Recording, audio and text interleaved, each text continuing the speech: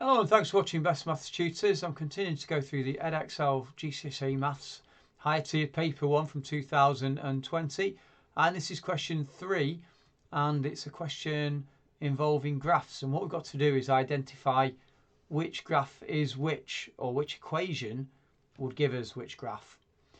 So I think the first thing I'm going to do is just show you which ones are the right ones and then explain why after. So going through them in turn, this one is actually graph B.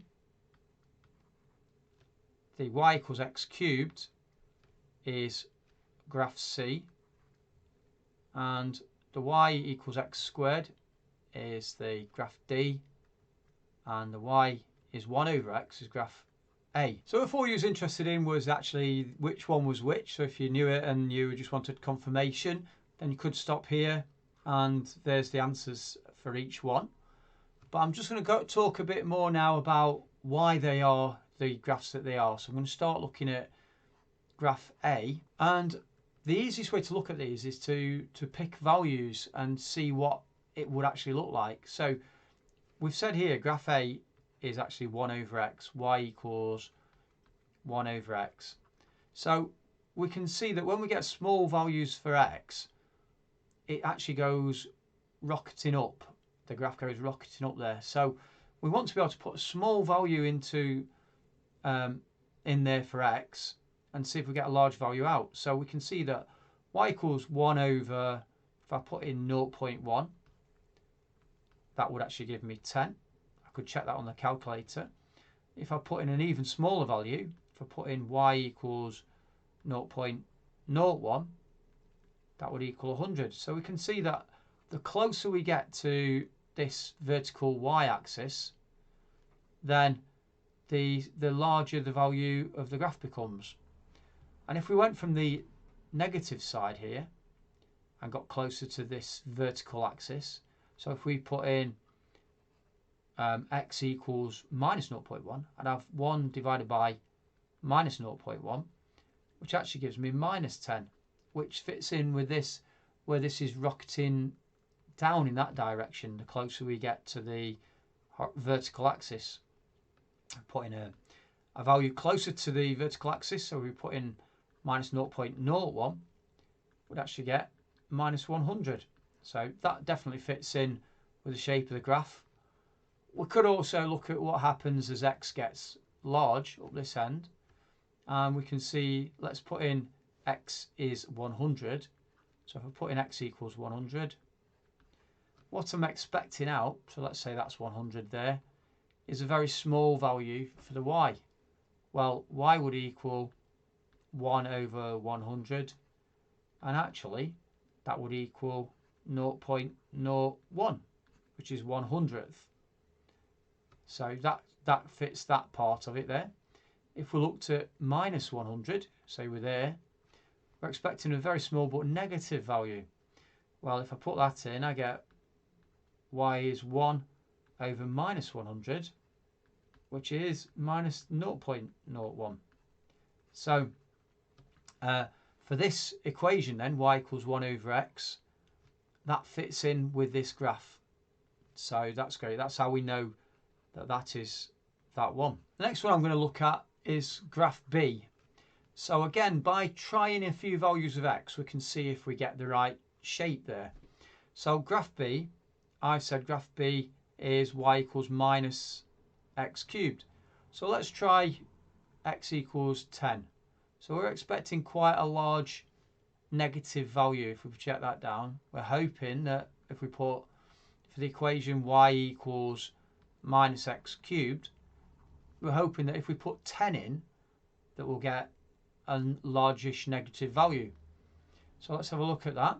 So we can see that we have minus and then 10 cubed. I put a bracket there because I'm showing that the 10 itself is positive. We're just going minus the result of cubing positive 10. So if we did that, 10 cubed, 10 times 10 times 10 is 1000, so that's minus 1000. And that's great because that does fit in with the shape of the graph. If we do a negative value, so I'm going to do minus 10, then we would get minus y equals minus 10 cubed.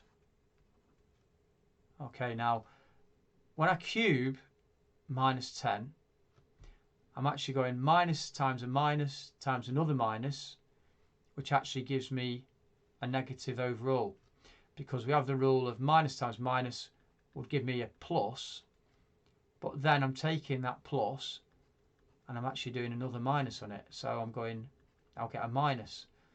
So the result of the minus 10 cubed is actually minus 1000. Then when I times the minuses together, I get plus 1000. Minus times minus, again, is a plus. So that becomes plus 1000. And we can see that that fits in with that one. There we go. Because that we're expecting a large positive value for x is minus 10. So that's okay for that one. So that was graph B, which is that. I'm now going to look at graph C. So graph C is basically the reverse of this one. It's what we've got there is y equals just x cubed, so no minus on it. And this time when we put in a value of 10, we're expecting a large positive value. But when we put in a value of minus 10, we're expecting a large negative value. So if we try that, if we try y equals, so for x is 10, y equals 10 cubed, and we can see that's equal to 1000. So that's great. That fits in with that.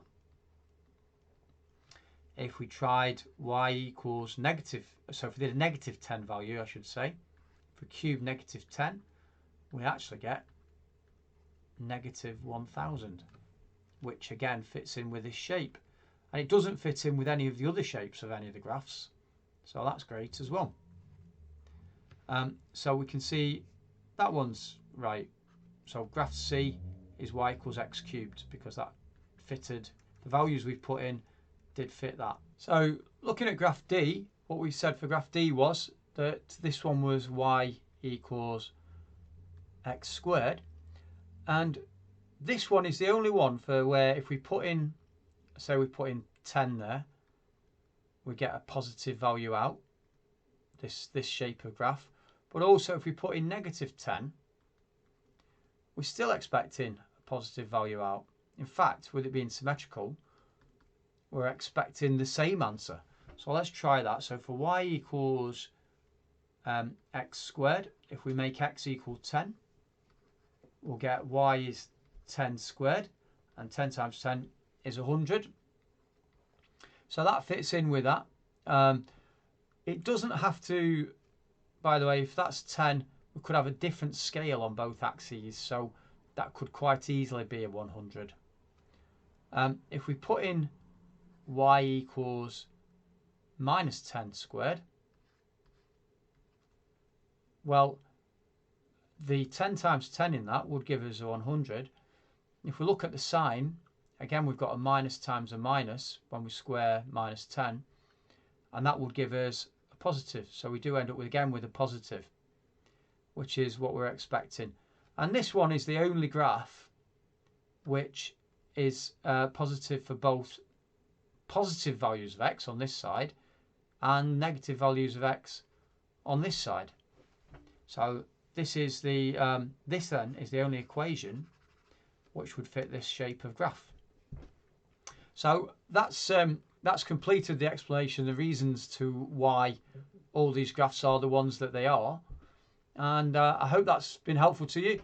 And if it has, please give our video a thumbs up and consider subscribing to our channel to see more of our videos. Thanks for watching.